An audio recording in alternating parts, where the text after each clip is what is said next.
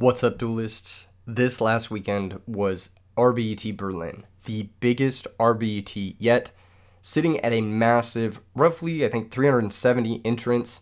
It was insane. The first international RBET, the first European RBET, and it blew away all my expectations. Before we get into the top 16 deck list, I just want to give a few thank yous to the people who made this event possible. Of course, the boys over at Heaven's Door. Where are they? There they are. The boys over at Heaven's Door, their whole team. Shout out Yami Darius. Make sure you're subscribed to Yami Darius. This event would not have happened without them. They made this event totally possible thanks to their correspondence, their communication, and their coordination in Berlin. So huge thank you to those guys. Can't say enough nice things about them. All right, of course, got to show some of the cool photos. The top cut feature match, actually all of the feature matches were shot in front of real pieces of the Berlin Wall in this venue, which is something spectacular.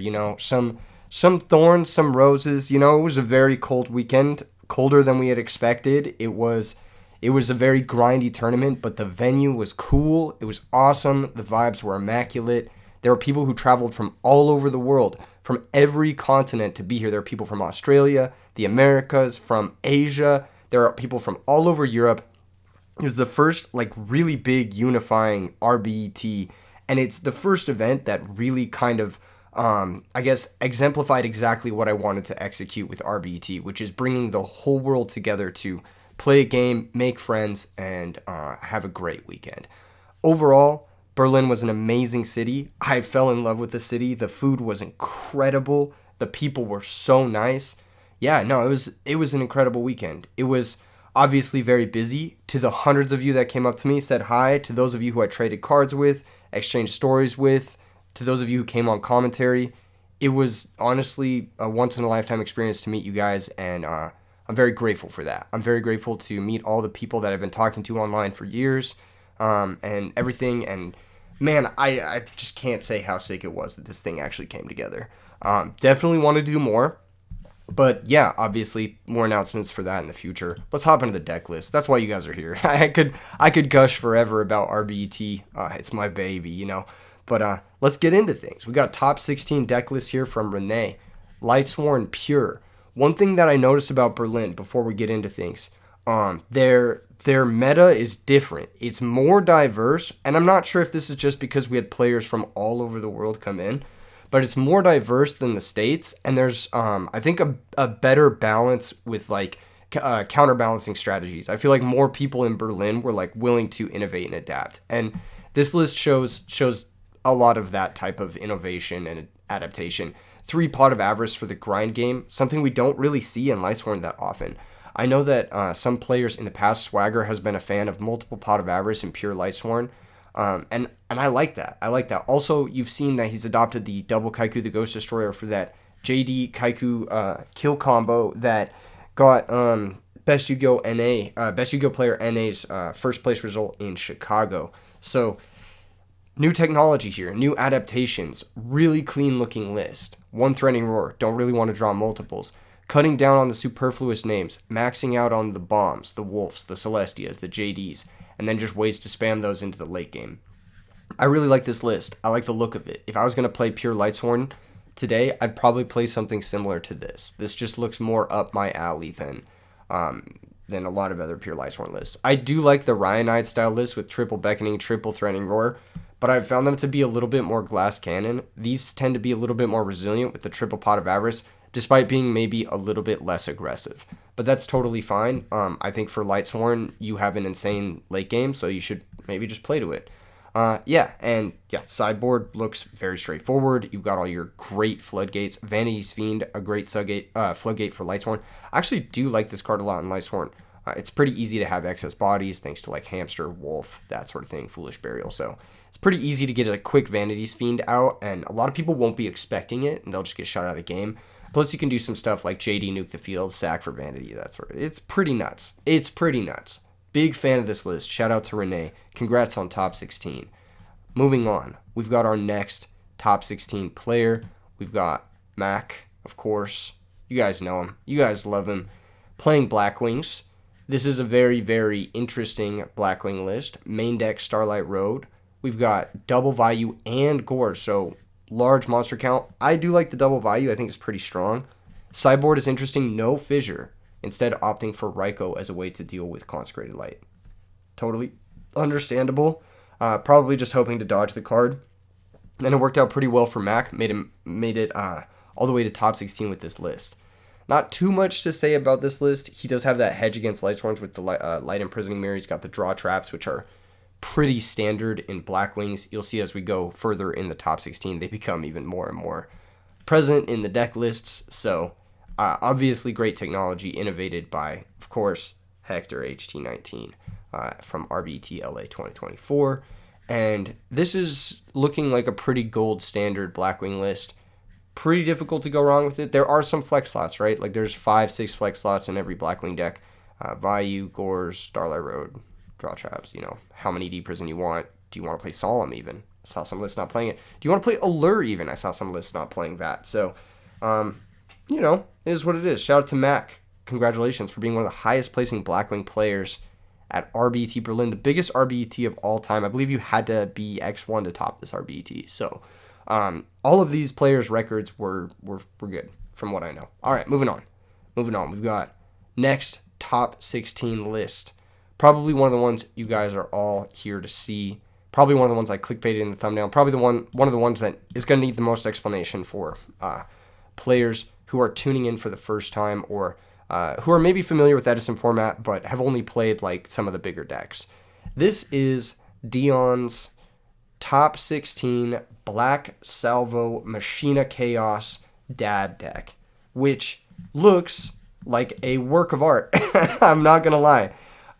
It's a really, really cool approach to a classic deck list. I think that there's some things that Dion is doing absolutely right here, and those things definitely contributed to his top 16 success. Let's start with the obvious one. The obvious one here is the hero package, using Stratos as a powerful starter, kind of a 4th and 5th copy with Rhoda of Machina Gear Frame. So you have 5 great normal summons, gives you about 80% chance to start with one of them in your opening hand. It's going to be pretty rare that you go a match without seeing them in 2 out of 3 of your games in your opening hand. So increasing the consistency and the power of the opening and your ability to play into things like Raikou, Deep Prison, that sort of thing, Stratos really helps out there. Then the monster you're searching with Stratos is actually going to be Elemental Hero Prisma, and this card does quite a bit for this deck that otherwise, this deck maybe struggle with some consistency issues. Prisma definitely smooths out the consistency. So for starters, it's a light. You can defend it with Honest, and it helps set up your Chaos Sorcerer. Pretty important. On top of that, it's got this effect, which allows you to foolish monsters from your deck to the grave. Foolish Burial targeted milling has been the core of all of the best decks in modern Edison history. Stuff like Future Fusion, Armageddon Knight, Dark Grepher, that sort of thing is slowly becoming the most powerful effects in the format. So if you can use targeted milling in any sort of way that benefits your strategy, you probably should be doing it. And if you can do it, it's probably going to make your strategy significantly better because it's just going to increase the consistency that much more. So what Prisma does in this deck is it can either send Cyber Dragon, which does come up for making a quick Chimera tech, setting up your Overload Fusion, or setting up for your Cyber Eltanin for a field nuke. It can send Cyber Dragon, which is good already. Like, that's decent, right? Gets a machine in the grave, sends a light. But then it can also send Cannon Soldier by revealing Labyrinth Tank, which is a card many people have probably forgot about. Metal Raiders Classic. Awesome card. If you had this as a kid, you have to leave a comment down below saying you're experiencing nostalgia upon seeing this card, right? So Prisma can send both a light and a dark to set up for that Chaos Sorcerer. And then the dark is pretty key because it's a dark level 4 machine, which is exactly what Black Salvo needs in order to activate its effect. So it completely sets up your engine super consistently. And in its own right, Cannon Soldier is actually not a bad card. I read some messages from Dion that said that it came up for lethal for him 3 times during the tournament and helped him play through Gorge a 4th time. So the effect on this card is actually quite real. Being able to brain control a monster and then tribute it off with Cannon Soldier is always nice. Or just being able to go wide with like 3 or 4 monsters and then burning for 1,500, 2,000 in main phase 2 to close out the game it becomes incredibly strong, especially if you go for like a limited removal push and those monsters are going to get destroyed anyway. You may as well sack them to Cannon Soldier and potentially win the game, or if not, just get enough burn to put your opponent in awkward positions where they can't brain anymore. So really, really cool strategy here. I really like this Stratos hero package to help set up your consistent 3 Black Salvos. Now for Black Salvo itself, it has a lot of different things it can go into, has a lot of different options in the toolbox. When it does bring back the Cannon Soldier, its effect is negated, so can't really bring it back to burn for game, unfortunately. But you can make a wide variety of level 7s. The first one is going to be Black Rose Dragon, the obvious one. 1 card field nuke, fantastic. You love to see it if you're in any type of Yu-Gi-Oh deck in Edison format. The second one's going to be Power Tool Dragon. You don't have equip spells to search for, but it is important to note that Power Tool Dragon is a machine. So it hits the grave, it's good for overload, and it works with your limiter removal, so it does have some synergies. Third one is going to be that X-Saber Urbellum. In some matchups, especially the combo matchups, this card can functionally Yudlock your opponent and win you the game on the spot. So having that win button against combo decks is really, really nice. And then, of course, Ancient Fairy Dragon, which you wouldn't think comes up, but it does quite a bit, especially because it is a light for that Chaos Sorcerer, and it can be supported by Honest. You can also do cool stuff with it in defense position and special summoning out monsters, that sort of thing. So pretty strong card, pretty unique toolbox here with these 4 monsters that I think work best in this machine style package, of course, because you have ways to take advantage of being able to summon Power Tool. This is a unique effect for Black Salvo too. It's not like outclassed by Debris here, because Debris can't make Urbellum or Power Tool, so it can't really make these same types of synchros. It can only make the Ancient Fairy and Black Rose. So Black Salvo has a unique strength here that Debris Dragon wouldn't otherwise have. Obviously Machinas, they were the story of this event. The most represented engine in top 16 of this event was Machina. So Berlin loves machines, kind of fitting, both culturally and with regards to the meta as well. I think we're kind of in a machine era. I think the States is actually pretty slow to adopt Machina as like one of the best cores in the format, if not the best core in the format. Obviously, it's a bit of a double-edged sword. Cyber Dragon does hurt it, but the aggressive pressure from machines in this format is above and beyond. It's so incredibly strong. And cards like Limiter Removal are unreal broken. Like, this card is so silly because it means that its existence forces your opponent to play a certain way the entire game. And it gets you free wins, which is crucial when trying to catapult yourself into top 16. Basic Machina package here. The Machina Force can't be summoned. It'll be a searchable monster reborn from Machina Fortress later into the game. Gear Frame does have some applications, like you can equip it to like various different things, including Synchro Monsters in this build. But yeah, other than that, it's pretty standard. You can pitch your Cannon Soldier if you draw it to summon Machina Fortress. Tragodia Gores, clear, amazing defensive options. Dad, Chaos Sorcerer. Do we even need to say more? One of DD Warrior Lady. This is probably one of my favorite cards in the format, and I love that Dion's been able to fit this into his build with the reinforcement of the army as a searchable banish anything spell. It's also a light, works well with Honest. It's just a really good card into Blackwings in general, so it gives you several great normal summons into the Blackwing matchup. It also helps you play through Honest against the Lightsworn matchup, and it can help you clear annoying cards like Vanity's Fiend, Fossil Dyna, cards that make it annoying for you, cards that make it difficult for you to special summon your fortresses, cards that may get in your way, that sort of thing. For the spells, just opting for 7 limited cards here. Little bit surprised there's no Mind Control. That's the one card where I was like, I wonder if he could have fit that in. He does have the 3 tuners. However, the tuners aren't searchable, so I get it. Allure of Darkness being cut makes perfect sense. There are actually only 9 darks in this list, and while it is pretty easy to get 3 darks for Dad thanks to all the targeted milling via Prisma, Future Fusion, that sort of thing, it's difficult to get a dark that you actually want to banish in hand. The only one that I really see would be like a Dead Chaos Sorcerer or like a second Cannon Soldier, but in reality, you don't really want to banish many of your darks because they're kind of your big payoffs or your defense. So yeah, I can see why Dion cut Allure. Makes a lot of sense to me.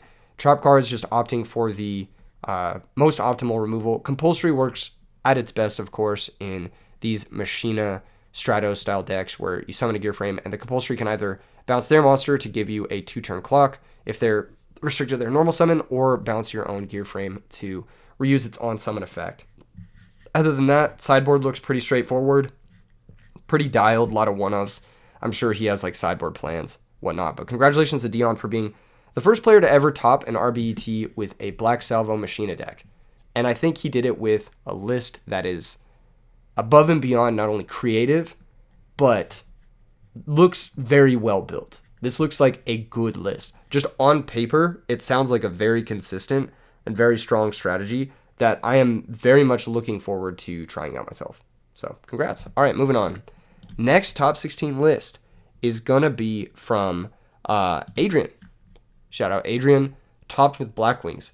This is going to be a different style Blackwing list than the previous one in that we're playing a ton of chainables. 7 chainables here with the 3 Legacy, Double Jar, Dust Shoot, and Torrential Tribute. Opting not to play the second Vayu, opting not to play the Allure of Darkness for Space. I believe this is his correct list. I believe he's on 3 Blizzard. Let me just double check that to make sure. Yes, he is on 3 Blizzard. So this is kind of the big difference from what we saw Hector play in Los Angeles last year. He played 2 Blizzard. So he was on 1 less Blizzard than Adrian. Pardon me. I have a bit of a cough. So if I sound kind of like off today, it's because I've been traveling and it's been tricky. It's been tough. It's been tough, boys. It's been hard on my old body, my old man bones. No, I'm just kidding. But yeah, shout out to Adrian. This list is gas. I don't know. This is exactly how I would play Blackwings, except I would make a few different changes. I'd probably fit a Solemn Judgment in here. I just love that card. I think it's so broken. But he obviously didn't want to pay 4,000 life points, which is understandable. If you're in a format full of machines, Blackwings, I can see why you'd want to cut it. I personally would never cut it, but it worked for him. He made it all the way to top 16. Sideboard, very interesting. He's on the Smashing Ground instead of the Fissure. I wonder if that's a concession to the fact that machines are very popular in Berlin, and maybe Consecrated Light is a little bit less popular. Smashing Ground, obviously very good against Fortress Gear Frame setups, but significantly less good against stuff like Consecrated, because if they have a bigger monster alongside Consecrated, you're not outing the Consecrated. So, yeah, a lot of Grave Hate, Double Crow, Transmigration Prophecy. I wonder how well this card worked out for him. I know some people have had mixed results with it. I'm not a huge fan, but it can be pretty strong. You could shuffle back your Dark Armed. There's lots of funny things you can do with this card that make it incredibly strong. So it also gives you Grave Control for late game Dark Arm as well. And then the last thing that makes me feel like Adrian was preparing for a field full of machines is that in his extra deck, his 15th slot he actually chose to spend on X-Saber Gotems, which allows him to brain control Machina Fortress and synchro away with Blizzard to make this card. I really like this choice, especially if you know the meta is going to be a lot of machines. It makes a ton of sense to me. He's got double Cyber Dragon as well.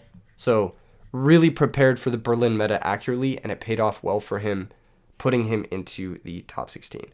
I do think that machines are good and should probably be more popular than they actually are, obviously, as shown by the results of this tournament. But this is definitely a specific hedge to a metagame that you're anticipating. And smart stuff from Adrian. I'll say it. Very intelligent deck building. Speaking of machines, another top 16 duelist on a very different style of machine deck, Benoit. Shout out to Benoit for making it all the way to top 16 in RBT with Jinzo OTK.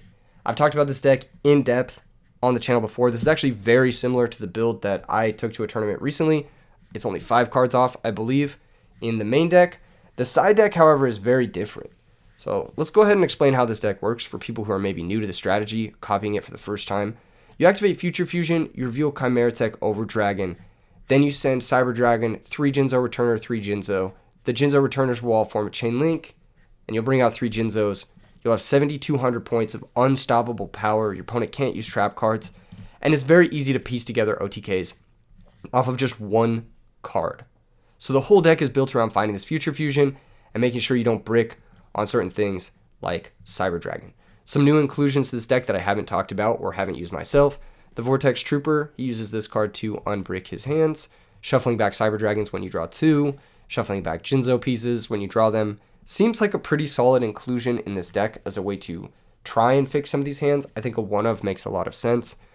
Of course, the Pot of Avarice will actually allow you to go for multiple OTK pushes if you want to.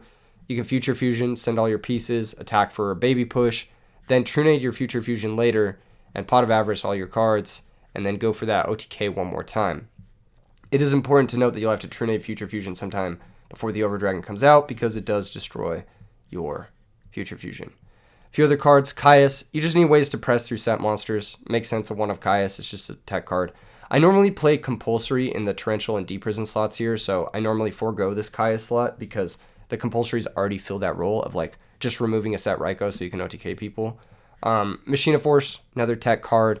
You can choose to use it in this deck. You can choose not to use it. It sometimes comes up. Obviously, if you have Gear Frame plus Future Fusion, it's nice to have Force in the deck. And then, of course, the Doom Caliber, which is actually a tech that I do play personally. When you go for your big OTK turn, you just want something to be able to, once again, press through a set monster or press through Gores. And Doom Caliber does both of those things. And I believe Benoit spoke to him a bit after the tournament as well. He said that this card overperformed for him. And when I initially included it in the Krebin's Jinzo lists, it serves the role. It serves the role very well, basically. Speaking of which, Krebin's E-Tilly. This is an inclusion that I started playing in the Jinzo list a while back when I was first taking it to tournaments, and I think it's been adopted as sort of the standard. It's kind of cool to be able to innovate a deck that slowly becomes like the standard, but this card just makes sense in this deck. It's a way to play through Royal Oppression. It's a way to stall out Blackwings for your Gold Sarcophagus to resolve, and it's just a great pivot. It also helps you on those big OTK turns to have access to a way to make Dark End. Once again, you just need to remove stuff so you can attack for game. And Krebin's ladders with one of the Jinzos that you get to bring back nicely into Dark End or Stardust or whatever it is you need to make in order to play through stuff. So yeah, it just works perfectly in this deck. It also ladders into Bryonic with Gear Frame, which allows you to go for your OTKs as well. There are a million different OTK setups. A lot of them include Krebin's. You can special Cyber Dragon, normal Krebin's, blow up the field, then Overload for game or Future Fusion for game. There's a whole bunch of different ways to utilize Krebin's in this deck. He's used to his fullest potential in this strategy, and I think that it is pretty clear 3 of in this deck, just from my testing with it, and yeah, obviously worked very well for Benoit. So yeah, the main deck looks incredibly strong. Ton of 1-ofs, ton of cards that can just come down and instantly win the game. Limiter, Overload. You'll notice a pattern here in the machine decks. People are playing the power cards here, obviously, to great effect. Sideboard, some interesting stuff that I've never tried. I've never tried Breaker in this deck. It seems to make a lot of sense. Comes down, pops Dust Tornadoes, pops Space Typhoons, and then makes your Future Fusion pretty safe. Also pops Oppression, Black Whirlwind, things that may be pressuring you. I actually kind of like this. I think it works pretty well into Value Turbo and Blackwings, and I like this inclusion here from Benoit. A few other interesting things, Mask of Restrict, Pulling the Rug, just like little 1-ofs here to help you remove stuff.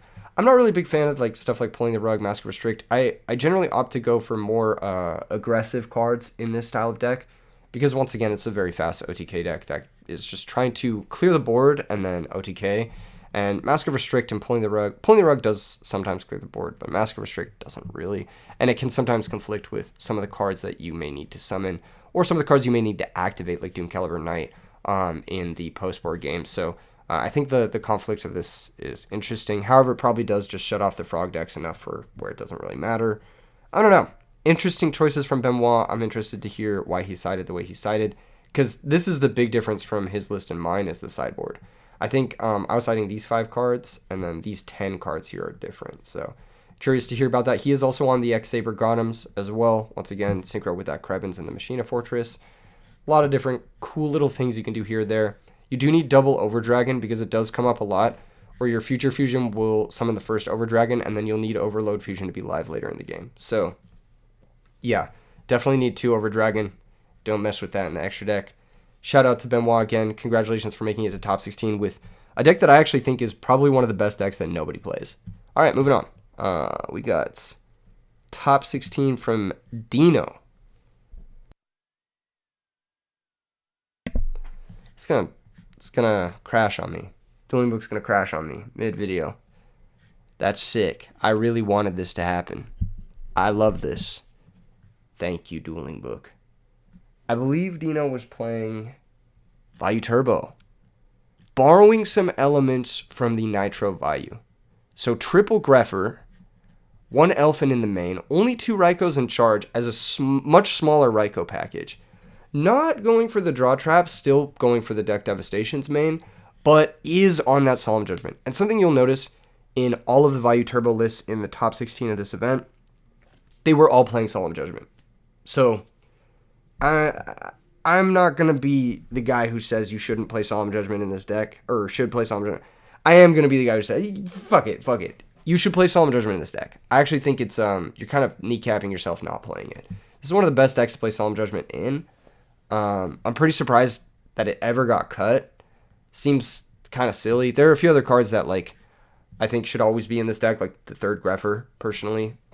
But yeah, this event, it's one event, is reinforcing my opinion. While it is the biggest Edison event of the year, while it is one of the biggest Edison events of all time, I think maybe third biggest all time, it's still one event. There have been a lot of people who have success without Solemn. I just don't think you should cut it personally. Love that this list is 40 cards. If I was going to play Value Turbo, this is a list I'd look at to try and maybe copy or vibe some of the ideas. He is also on Foolish Burial. This had some success in RBT Chicago as well. I don't know how I feel about it, but it's a very aggressive card. It can sometimes send you a missing piece and help you go for an OTK, but it can sometimes also just be a little bit of an underwhelming draw. I'm not sure how I feel about it. It seems decent. Just getting your engine online in this deck is really all you need to do. But I feel like I might want to play a third Armageddon before I play Foolish Burial. I could be wrong about that. I could be ass. I don't know. Obviously, Dino knows what he's doing. Made it all the way top 16. Cool thing about playing the Elephant is that you can side Eradicator Epidemic Virus, which is an insanely powerful card.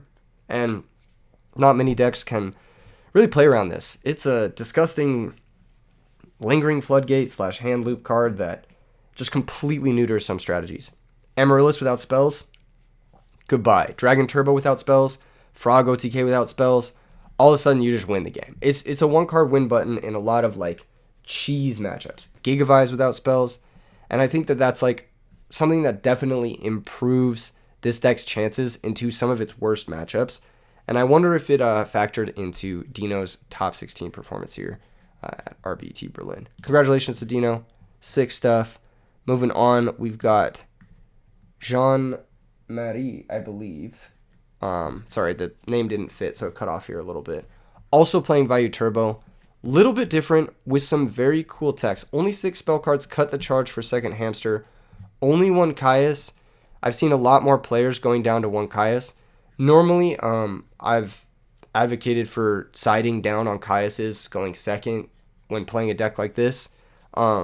Because I do think that it's sometimes tough to stick a body when your deck is as normal summon reliant as these like Raikou decks are, especially going second, especially in like Raikou mirrors, that sort of thing. But yeah, I don't know. There's definitely a 1 Caius trend going around right now. I don't know if it's right. I don't know if it's wrong. He's also on 0 Chaos Sorcerer, kind of interesting. He did that to cut down to 40 and also make space for a main deck Mind Crush.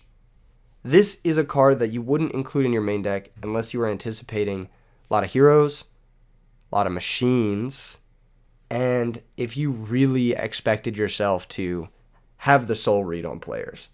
I think this is a cool inclusion. I don't think I've ever seen a top 16 Value Turbo list ever play a main deck Mind Crush. That's ballsy.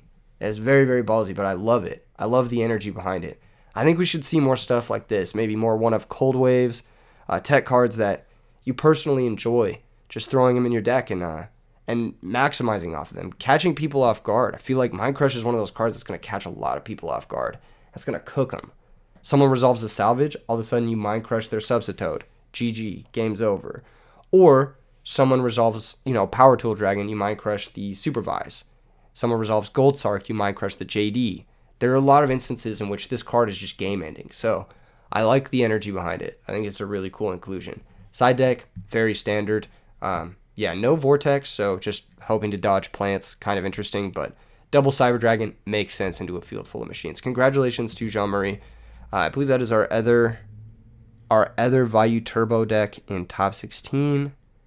I'm just going through these real quick just to make sure we've covered all of them except one. And then the last deck in top 16 is Nico G's Frog Hero deck. So off the bat, love the list. The list looks great. We got the double enemy controller. Huge proponent of that. Huge fan of double enemy controller. Every time I play against frogs, I feel like the scariest cards are enemy controller in the early game, Miracle Fusion in the mid game, and then enemy controller again in the late game. And I feel like those are like the scariest cards. Those are cards I never want to see come down against me. Because this is functionally just playing 3 brain control. Like, that's what it is. But enemy controller also has other applications. It's modal. It's one of the best cards, I think, in the format that is completely underrated. I had some success with it, tournament success with it this year. I've seen some other people have some tournament success with it this year. Both modes are very useful. Defending yourself against Blackwings or Glads from an attack, working under trap stun, and then also just being able to take something when you have an extra body, which this deck has infinite extra bodies functionally, is really nice. Works well with the 1 Battle Fader as well. So a nice little package with the Battle Fader, the double econ. Love that from Nico here.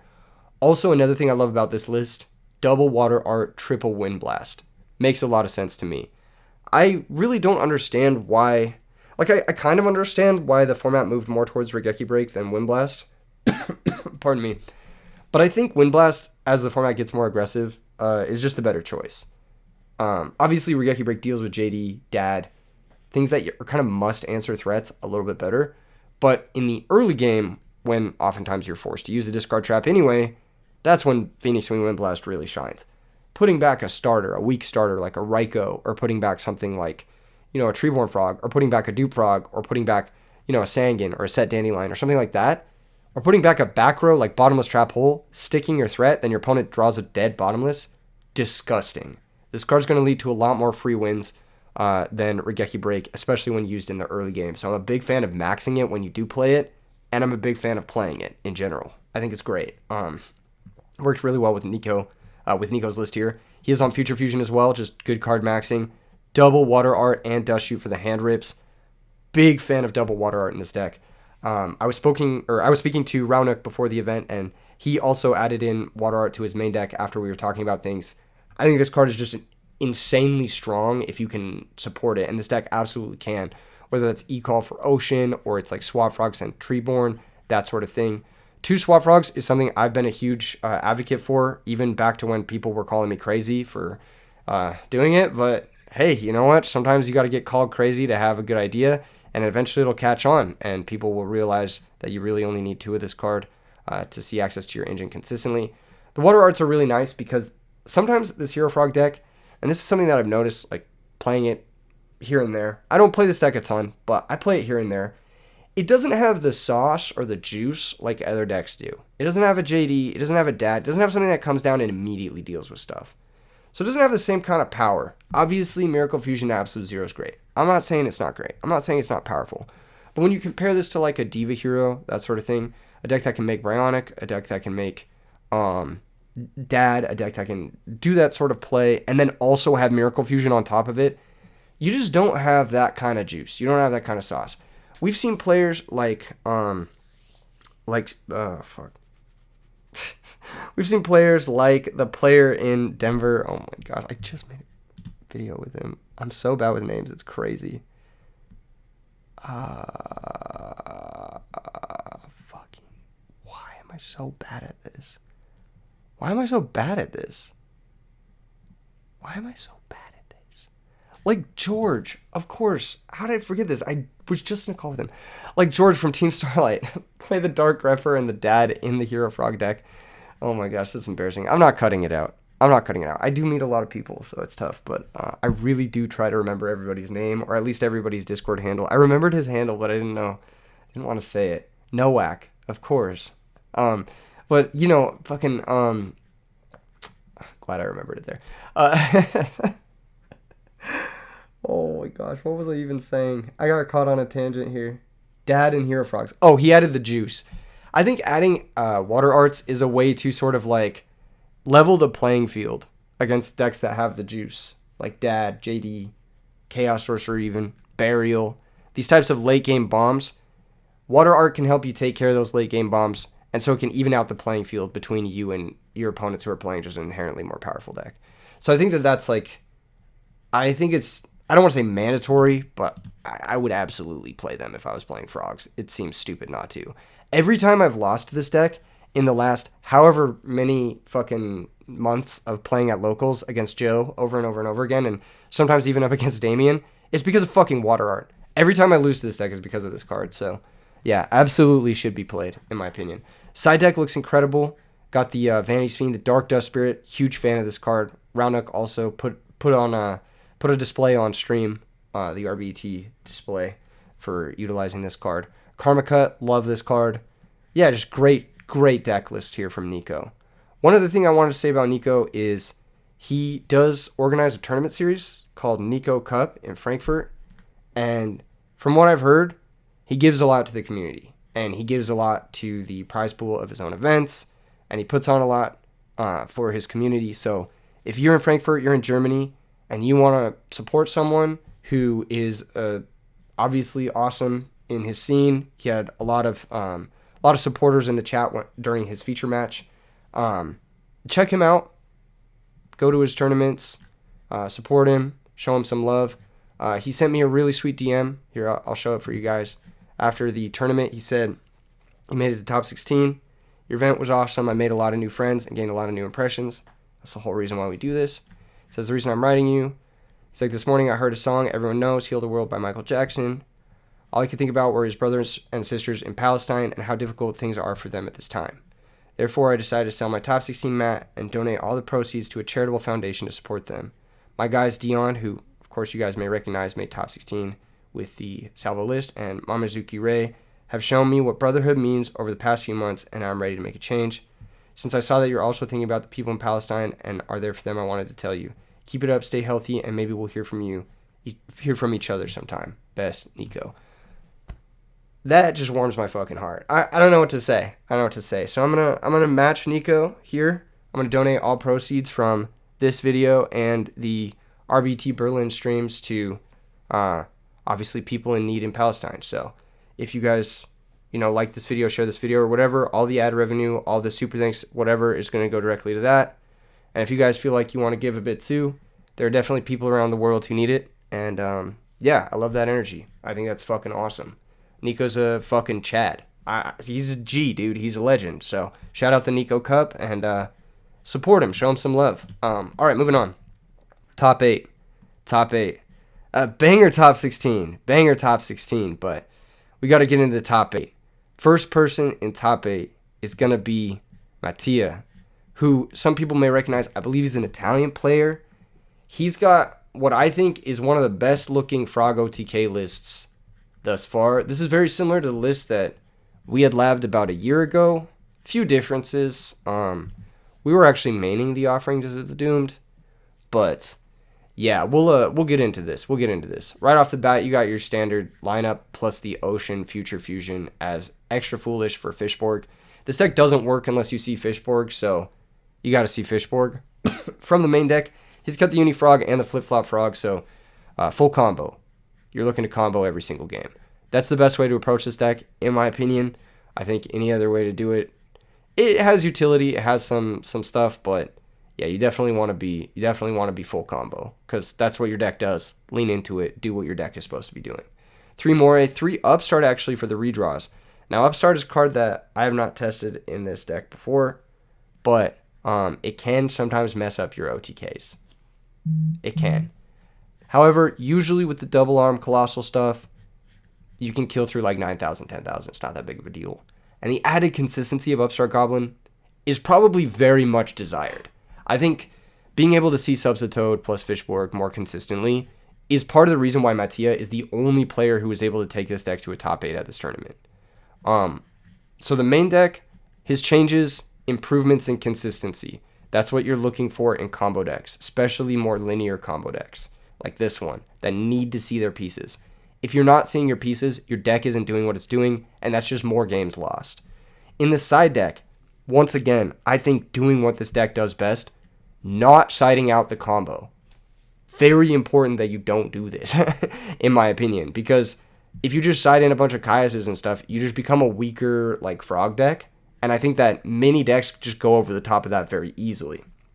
What he's done here is actually side a wide variety of counter outs to things that he can bring in probably just over the upstarts, and then just like play the combo game again. Game 2, Game 3, and just go from there. Offerings of the Doom is a card we tested. I actually have like 30 of them in max rarity because I think this card is OP as shit. I think this card is very good. I'm a Offerings of the Doom stonks guy. I actually believe in this card quite a bit. I think there are a bunch of other decks that can use it. I've been waiting to kind of show it off till someone else topped with it, But to all my friends that know who are watching this, all like 10 of you who we've played offerings the Doom games, this card's nuts. It's also good in other OTK decks like Jinzo. It's pretty nasty actually in Jinzo because sometimes you just go Fortress Jinzo set offering and that's checkmate. This is a really good card. Don't sleep on it. It works obviously very well with Reckless Greed as well. One card answer to anything, whether that's Dinah, whether that's Vanity's Fiend, whether that's Christia, anything that's in your way.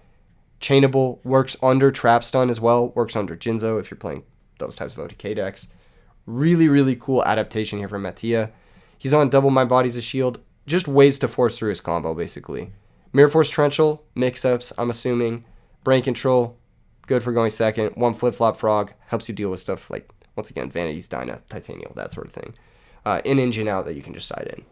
Love this list. I think this is probably the way I would approach the Frog combo deck if I was to play it, personally. But, yeah, good stuff. Congratulations to Mattia. Correct me if I'm wrong. I do believe he is Italian, but I could be super wrong. Putting on for the Italian Edison community as well. Next top 8 player is going to be James Ark. You'll notice his deck list here is missing a few cards. There was a mix-up. His deck list got lost in transit, but he did publish it to his channel. So check him out if you want to hear his explanations on things. James Ark, player from America, one of the strongest Edison players to ever do it. If you're OG E3 Yu-Gi-Oh fan, he started the Edison movement with yours truly. And he's been a big Vayu Turbo enjoyer. That's what he was playing. So if you want to see his list, his takes on the deck, how he got to top 8, check out his feature matches, of course, on the stream, and check out his channel to find his full coverage of this event. But yeah, shout out to James Ark, traveling all the way from the States to Europe to show people that, no, the United States is fucking out here. We have some of the best players in the world, and we're not just going to let you guys have the biggest event without showing up. And I'm very happy that James Ark was able to represent our community and our nation in a very competitive fashion, making it all the way to top 8 of the largest Edison tournament of the year. Very impressive performance from James Ark. Moving on. We've got Cedric. Cedric, who made it to top 8 with Hero Frogs and Cyber Valleys, as well as some other really cool tech, Plasma and Scapegoat. This list is very interesting. Kind of proof that the German scene loves machines, even in decks that aren't machine-based. They're trying to find ways to fit machine-type monsters in. But yes, the Cyber Valleys are really cool in this deck. Help you dig towards your, what is that? Double enemy controller? Oh, the future, of course. But yes, helps you dig towards your enemy controllers and your Miracle Fusions for your late-game payoff. He is on that Sunny tech, that one Threatening Roar. I think Sunny was playing 2, if I remember correctly. Draw Trap, couple chainables here and there. The trap lineup, I don't really understand it, but it worked for him. Top 8 is a crazy result. And yeah, I do love the double enemy controller. Plasma Scapegoat is a great mirror breaker.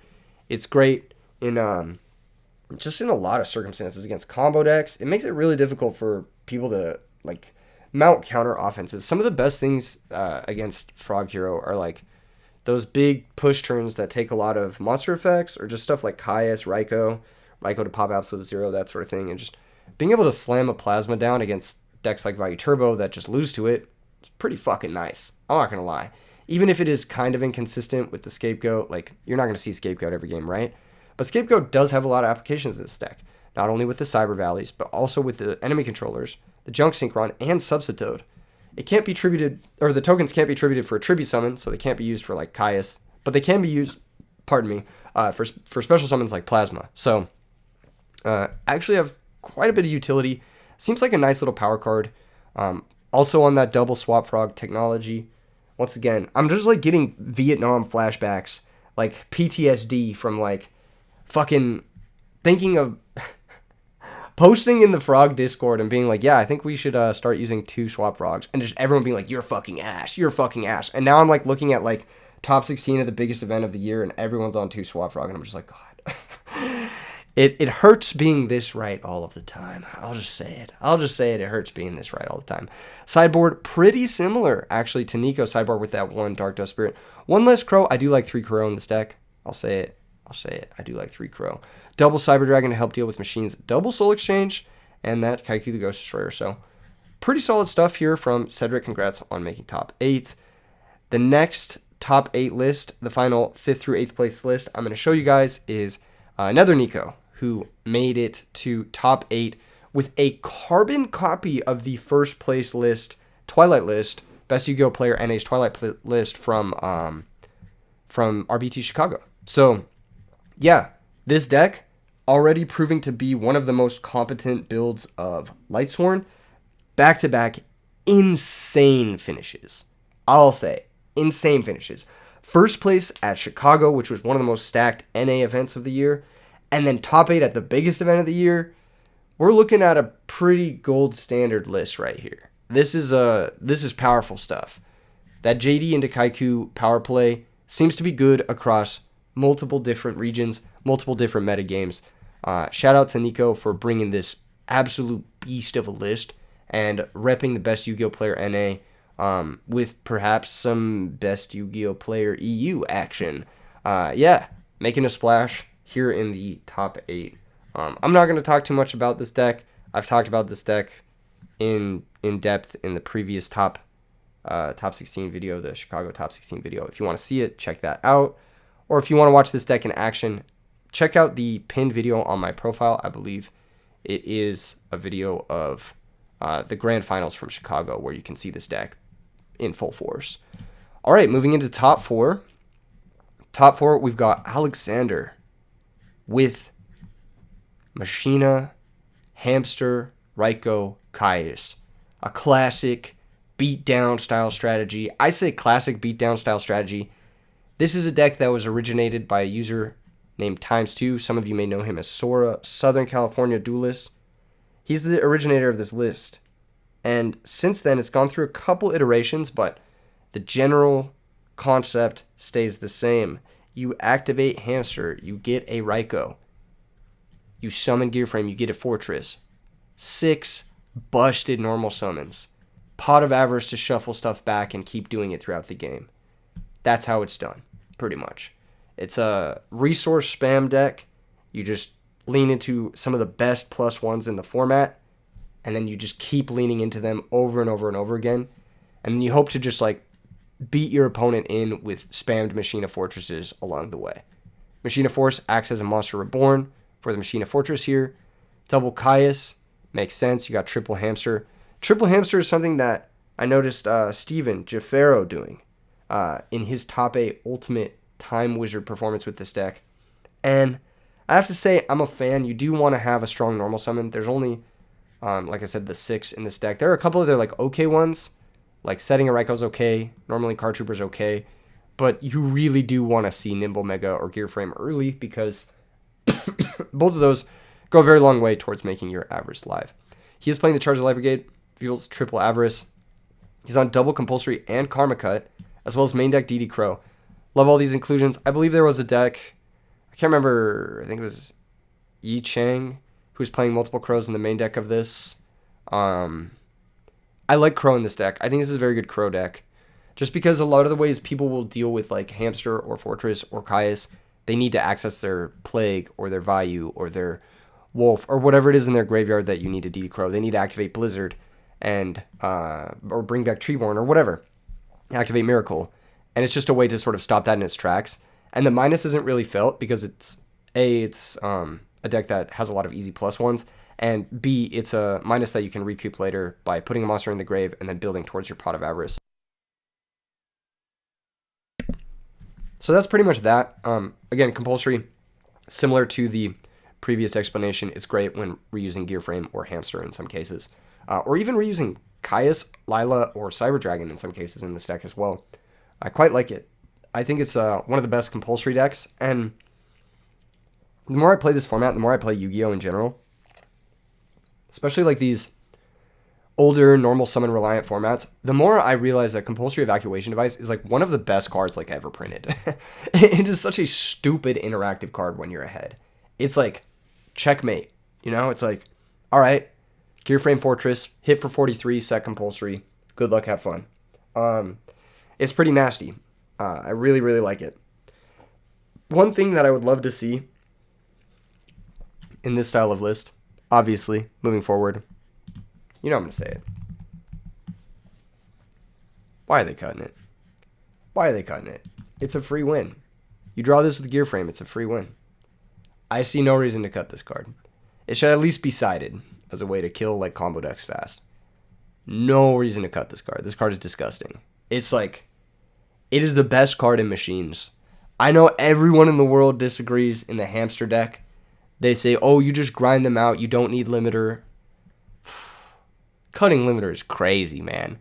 That's actually crazy to me. Sideboard looks pretty solid. Double Iron Wall Kaiku to help against Vayu Turbo. Second Crow there. Double Dyna, obviously for frogs. Double Mask, obviously for frogs. Little awkward. You do want to keep in your Caiuses against frogs, so Mask Caius going to be an issue. But it's still so good that you sometimes bring it in. Double Rug for the hero strategies, or the mirror match, actually. Mind Control for hamsters. You get the vibe. Pretty straightforward stuff. Solid stuff. Shout out to Alexander for making it all the way to top 4 with Hamster, Caius, Machinas. One of the coolest decks in modern Edison format. The next deck in top 4, third and fourth place, we have the Ocean Dragon, who some of you may recognize as Neo Daedalus. User who's been very prominent in the scene, commented on a ton of videos. I'm sure you've seen their comments on videos or their takes on the game here and there, whether it's in Discords or on E3 Yu-Gi-Oh comment sections or whatnot. Insanely powerful duelist on a crazy tear with a very interesting Machina build. Double Crystal Seer to help dig into the gear frame. Opting for Crystal Seer over Hamster because Crystal Seer is a water attributed monster for Miracle Fusion. So going for more of a hero Machina package. Pretty nasty stuff. This is a deck I've actually played against quite a bit in the last few months. And I've never lost to it, but I feel like it's because I play stupid decks with Shining Angel. You know what I mean? Like, I feel like if I was playing Vayu Turbo or like Black Wings or maybe even Hero Frog or something along those lines, I would never want to face this deck. This looks terrifying. 3 ways to find Stratos turn 1. 3 gear frames. So 7 total insane normal summons for the turn 1. Guaranteed starting the game with 7 cards. That's awesome already. That's like exactly where you want to be. Then you get the best removal in the game. 3 summon stops. 5 summon stops actually with the compulsory. Once again, compulsory showing its face in the Machina lists. Double draw traps to help deflect Heavy Storm as well as Starlight Road and Solemn Judgment. Makes a lot of sense to me. Double Caius. Best card in the format? Question mark. Best monster in the format? PosChamp? Possibly? Who knows? Who knows? Maybe not. But definitely one of the best. Double Cyber Dragon, great against Glads. And then that Prisma package we talked about earlier. A little bit less utility in that it can't send the Cannon Soldier for Salvo. But instead of having Salvo as the big payoff here, you've got triple Miracle Fusion. And you can send Elemental Hero Ocean by revealing Elemental Hero Terra Firma. Keep in mind, Prisma has to reveal a name that is specifically listed on a card. So that's why Terra Firma is played here. It specifically lists Ocean. So you can reveal that to send the Ocean and set up for your 3 powerful Miracle Fusions. Miracle Fusion, obviously a much more powerful card than Black Salvo. However, you do forego being able to use Dad, Chaos Sorcerer, Honest, those types of cards in this type of build. So it's a bit of a trade-off. You know, you still get that powerful targeted milling with Prisma. You still get that powerful Miracle Fusion late game, but you don't quite get that like Dark Arm Dragon bomb, and you don't get that Overload Fusion bomb really either in this type of list. Future Fusion to reveal either Cyber Twin, Gaia, or Zero, and then yeah, I mean just the full Machina, the full grip of Machina cards, double force to be able to bring back Fortress. I love this list. I think it looks super clean. If I was gonna play this deck, I would copy this. I think that's exactly where I would start. I've seen a lot of lists of this, and that's another thing, right? Like I've played against this deck quite a bit in the last few months.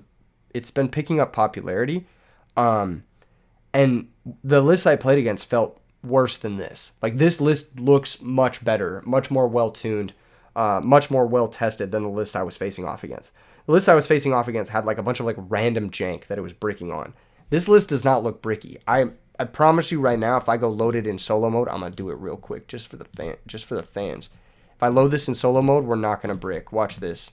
Watch this. Opening hand's going to be nuts. Holy shit. This hand's crazy. It looks so clean. Like, the draw traps look super clean. The road looks good. Gear frame, having 7 normal summons that insta-search thanks to the e-calls, etc. Triple Miracle plus Future Fusion, maximum absolute 0. The Ocean Dragon cooked. Shout out to the Ocean Dragon. They obviously well-deserved top cut finish, and they brought one of the coolest, most creative lists to this tournament. So rounding out all the machine decks in this tournament, huge variety in the variants. We had the Miracle Fusion, we had the Jinzo, we had the Black Salvo, and we had the Hamster Raikou. Tons of different ways you can play Machina. I feel like there's a way to play Machina for everyone. There's also the Gadget deck with Horn of Heaven that's been like super popular lately. There's also like various Light Swarm Machina decks. I've played JD alongside Machina Fortress. Like, you could do a lot of crazy stuff with the card.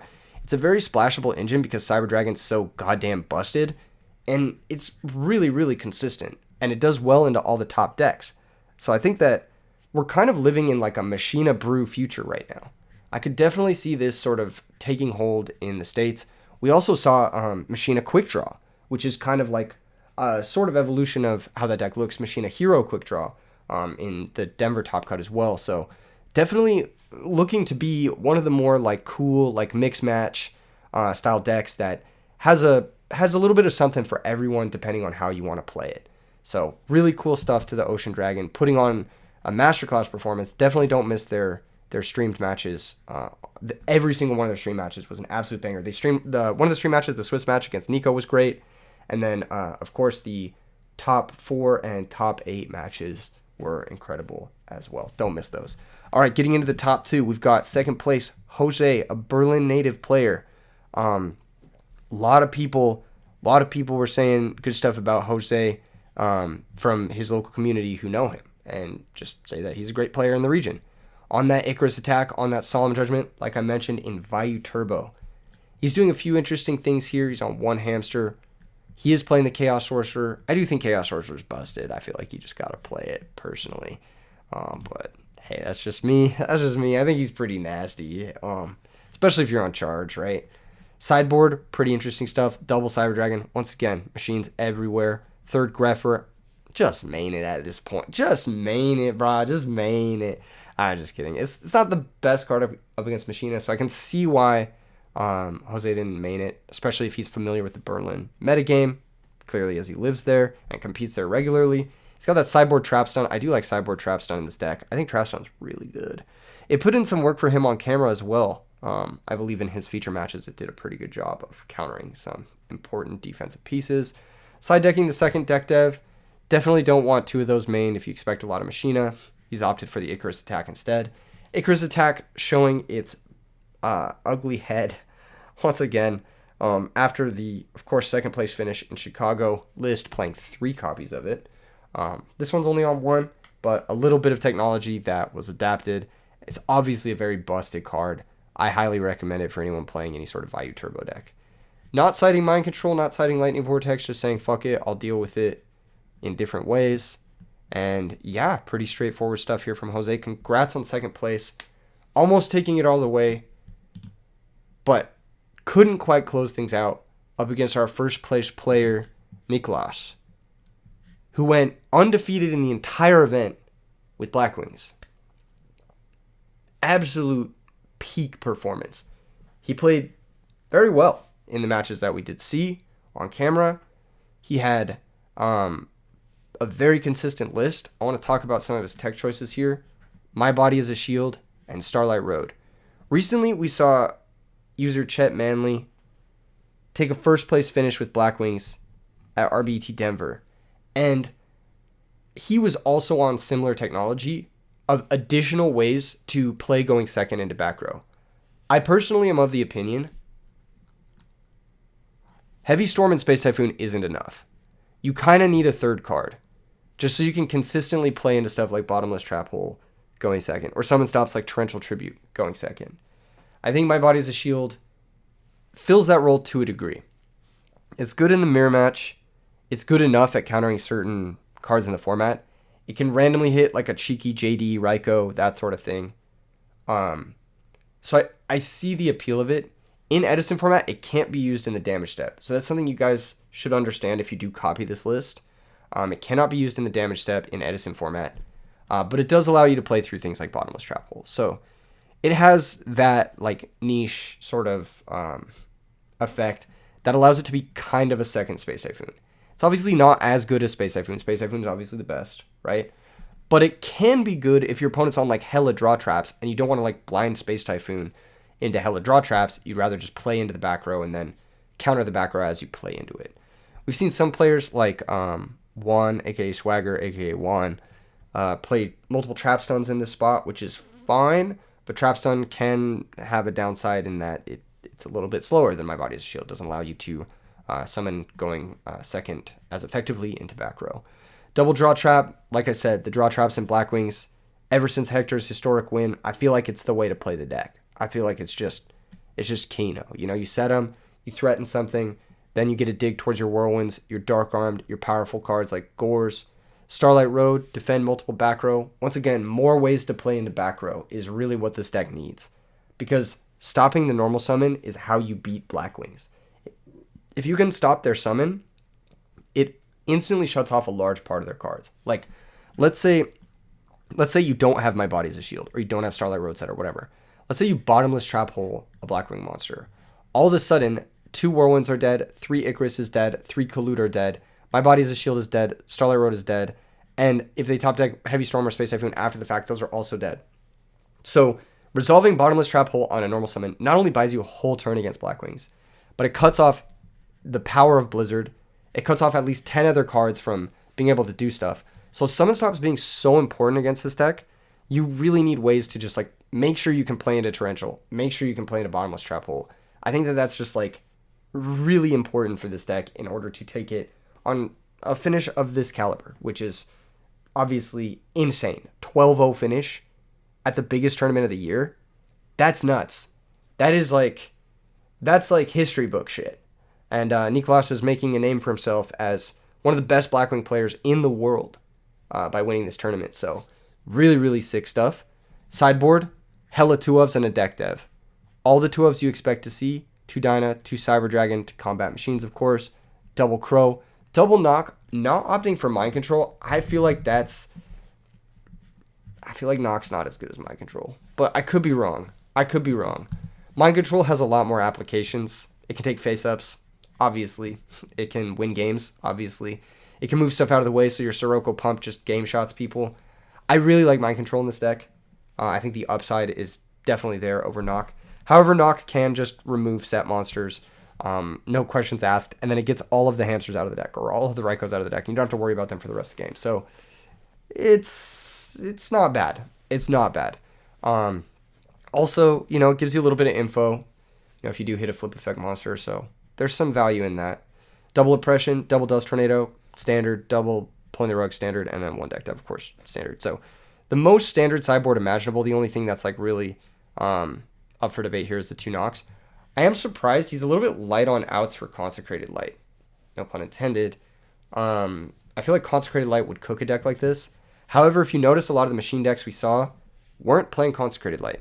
I do think that one thing machine decks can do moving forward is just play Consecrated Light. Like, literally just play this card. It doesn't conflict with your Machinas because they're all Earth, and usually people are siding out their deck devs against Machina, so it's kind of perfect in that deck. If I had to pick a deck that it's perfect in, Machines seems like the deck is perfect in. Obviously, people will be siding in Cyber Dragons to counter your Machines, so you have to be careful of the Cyber Dragon and hating play, but other than the Cyber Dragons, which you should be prepared for anyway, it's pretty much a hard win against Blackwings, Value Turbo sometimes, and other decks, like fringe decks like Norlaris, it can be really, really devastating against. So, congratulations to Niklas, and thank you guys again for an incredible season, honestly. I think that's the last RBT of the season, the biggest of the year. We will be moving into RBET Ruler soon. I may do a last qualifier online if I can get a free weekend. Again, it's going to be really difficult to do. I ran 3 events in the last 4 weeks, which is crazy, I believe. Yeah, 3 events in the last 4 weeks. That's insane. All over the world, too.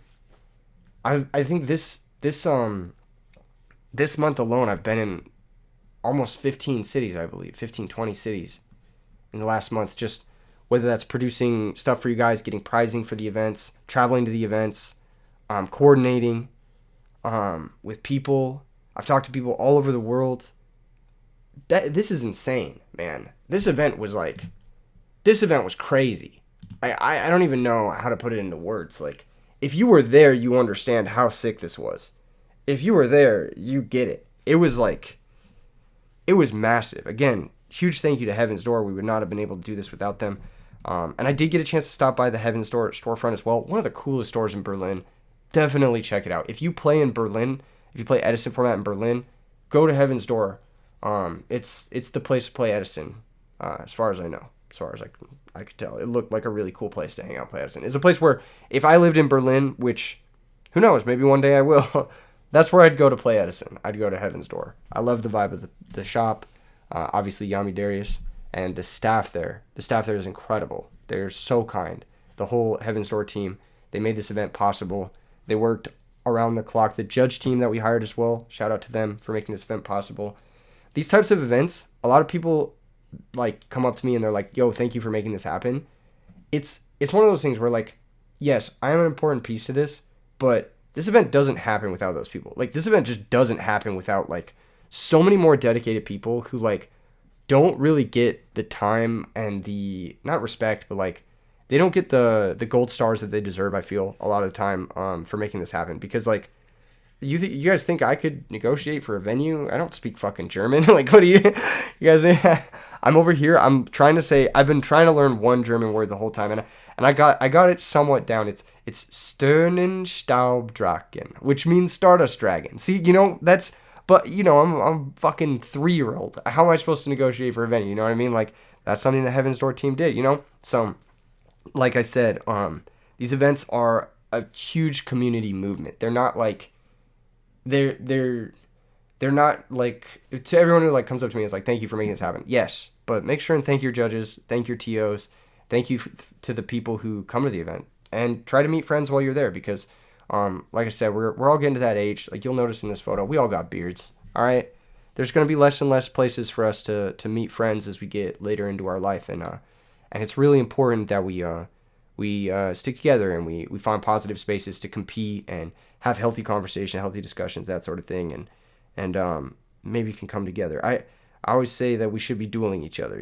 and it's really easy to feel divided from each other across nations, across different races, across all different types of backgrounds, sexualities, that sort of stuff. It's really easy to feel divided, and I think that coming together and playing this game is a huge reminder that we're all human, and we don't hate each other, and we don't want to hurt each other, and we just want to compete against each other and have fun in a space together. And this last weekend was a huge reminder of that to me. First international event, hoping for many more. Thank you guys for an incredible season. I'll see you guys in the next vid. Peace.